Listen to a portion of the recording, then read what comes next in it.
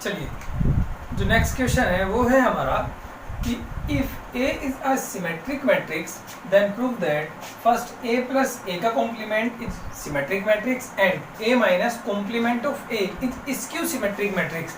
तो हमने in previous lecture में पढ़ा था कि सिमेट्रिक और स्क्यू सिमेट्रिक मैट्रिक्स क्या होते हैं, सममित और विषम सममित अवयव क्या होते हैं। ठीक है, तो जो हमारा सिमेट्रिक मैट्रिक्स होता है, कैसा होता है मैट्रिक्स, सोचिए जरा एक बार ध्यान से। सिमेट्रिक मैट्रिक्स एक स्क्वायर मैट्रिक्स होता है। पहली बात, किसी कोई मैट्रिक्स सिमेट्रिक रहे या स्क्यू सिमेट्रिक, लेकिन उस मैट्रिक्स का स्क्वायर मैट्रिक्स होना नेसेसरी एंड सफिशिएंट कंडीशन है। सबसे पहले आप किसी स्क्वायर मैट्रिक्स को लीजिए, देन उसका ट्रांसपोज कीजिए, फिर आप उसको सोल्व कीजिए और देखिए कि क्या वो सिमेट्रिक है या नहीं है। चलिए बात करते हैं। हमने माना सॉल्यूशन में let A be the matrix 1 2 2 1। ये हमारा एक 2 by 2 का हमने मैट्रिक्स लिया, 1 2 और 2 1। हमने 2 by 2 मतलब 2 ऑर्डर का एक मैट्रिक्स लिया। अब खुद सोचो, इसका ट्रांसपोज करो जरा। जब ट्रांसपोज करेंगे तो ए का ट्रांसपोज कितना आ जाएगा, जिसको आप ए डैश या ए टी से डिनोट करते हैं। Transpose of a matrix is interchanging the row and column. अगर आप रो और कॉलम को आपस में इंटरचेंज कर दें, इंटरचेंज करने के बाद जो मैट्रिक्स बनेगा वो आपका मैट्रिक्स कौन सा होगा, ट्रांसपोज मैट्रिक्स। ठीक है, तो पहले ट्रांसपोज कीजिए। जब ट्रांसपोज करेंगे तो कितना आएगा, रो को कॉलम बनाइए तो 1 2, सेकंड रो को सेकंड कॉलम बनाइए 2 1। ये हमारा ट्रांसपोज आया। अब इसको ध्यान से देखो, ये बराबर ए के बैठा, ए भी तो हमारा यही है और ट्रांसपोज भी हमारा यही है। अब बिकॉज ए इक्वल्स टू है ए के ट्रांसपोज के, then A is a symmetric matrix।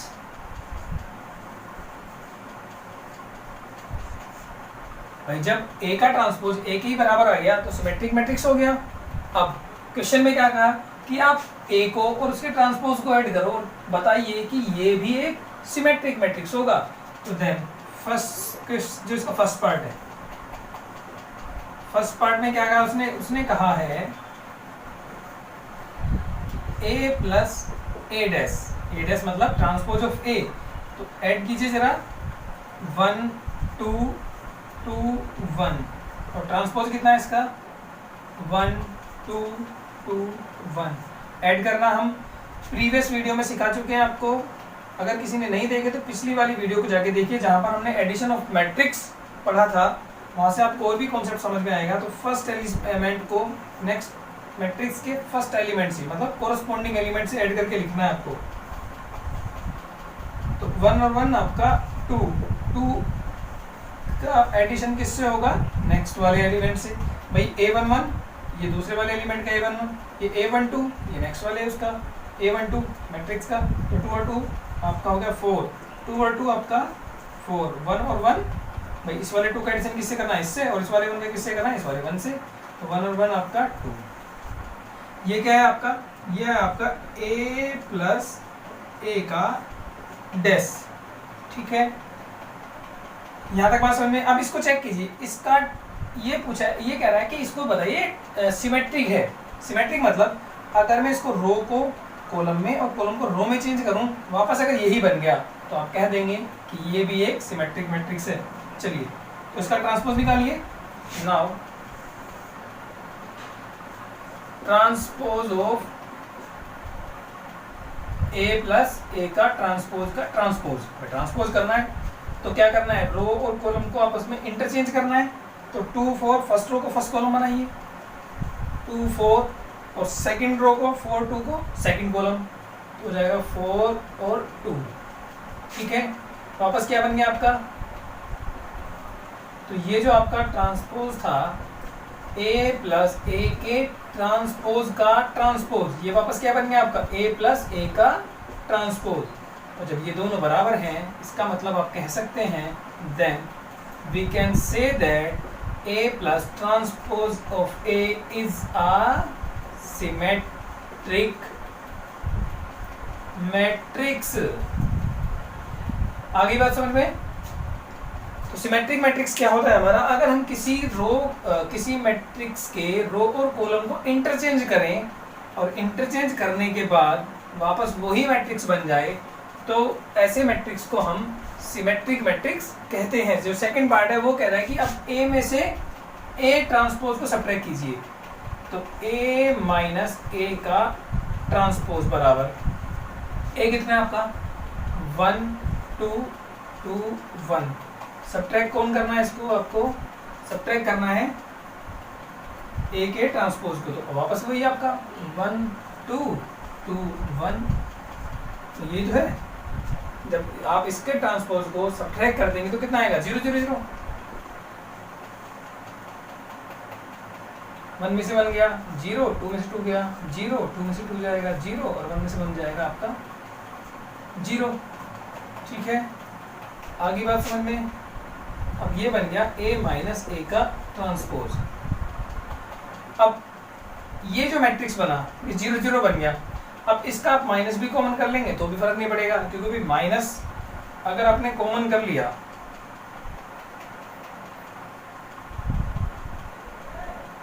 ये आया हमारा ये। अब इसका अगर ट्रांसपोज करें तो कितना आएगा a माइनस ए के ट्रांसपोज का ट्रांसपोज। तो ट्रांसपोज करेंगे वापस अगेन 0 0 0 0 बनेगा। आप इसमें अगर माइनस की मल्टीप्लाई भी करते हैं या माइनस कॉमन कर लें तो बनेगा 0 0 0 0, क्योंकि 0 के ना कॉमन करने पे कुछ फर्क पड़ेगा ना मल्टीप्लाई करने पे कुछ चेंज आएगा। तो आप इसको लिख देंगे a माइनस ए के ट्रांसपोज का ट्रांसपोज। तो a माइनस ए के ट्रांसपोज का ट्रांसपोज बराबर कितना रहेगा माइनस ऑफ a माइनस ए का ट्रांसपोज। ठीक है, तो अगर किसी मैट्रिक्स का ट्रांसपोज उसके माइनस के, भाई अगर कोई मैट्रिक्स है ए और ये उसके ट्रांसपोज के माइनस के बराबर आ जाए तो क्या होता है हमारा स्क्यू सिमेट्री मैट्रिक्स। तो ये हो जाएगा हमारा, आप कह सकते हैं इस बेस पे कि a माइनस ए का ट्रांसपोज बराबर है माइनस ऑफ a माइनस ए। इस माइनस की मल्टीप्लाई इधर कर दो, ये वाला मेथड ये वाली फॉर्म बन जाएगी बिल्कुल। तब आप कह सकते हैं कि a माइनस ए का ट्रांसपोज क्या is a skew symmetric matrix. ठीक है, मतलब आप ये जनरल क्वेश्चन है हमारा। जनरल क्वेश्चन को आप इंडिविजुअली पर्टिकुलर क्वेश्चन लीजिए, सोल्व कीजिए, जो हमारी कंडीशन होती हैं, जो हमारे रूल रेगुलेशन होते हैं उनको अप्लाई कीजिए और अपने क्वेश्चन को प्रूव कर दीजिए। अगर आप किसी जनरल क्वेश्चन को इंडिविजुअली लेके सोल्व करेंगे तो हाँ ये इस क्वेश्चन के लिए अप्लाई है, ये आगे वाले और जो क्वेश्चन आएंगे उनके लिए भी एप्लीकेबल होगा। ऐसा नहीं है कि केवल इसी क्वेश्चन के लिए एप्लीकेबल है। तो क्वेश्चन को आप पर्टिकुलर मान के सोल्व कीजिए, आसानी से क्वेश्चन सोल्व हो जाता है और जो आप अपनी बात बताना चाह रहे हैं वो ईजिली समझ में आ जाती है, जो आप अपनी बात बोलना चाहते हैं उस क्वेश्चन में। ठीक है, तो किसी क्वेश्चन को ध्यान रखते हुए उसके कॉन्सेप्ट पे जरूर ध्यान रखें। अगर कॉन्सेप्ट नहीं ध्यान तो फिर गड़बड़ हो जाएगी। फिर जितना भी खाना खाया सबका रायता फैल जाना एक तरह से, जितने भी क्वेश्चन समझाएं सब घूमेंगे दिमाग में, फिर बन जाओगे तारे जमीन पर, उल्टे सीधे अक्सर नजर आएंगे। ध्यान रखिए, किसी भी कॉन्सेप्ट को अगर आप ध्यान से नहीं पढ़ेंगे तो हमेशा प्रॉब्लम आएगी। आगे बात समझ में?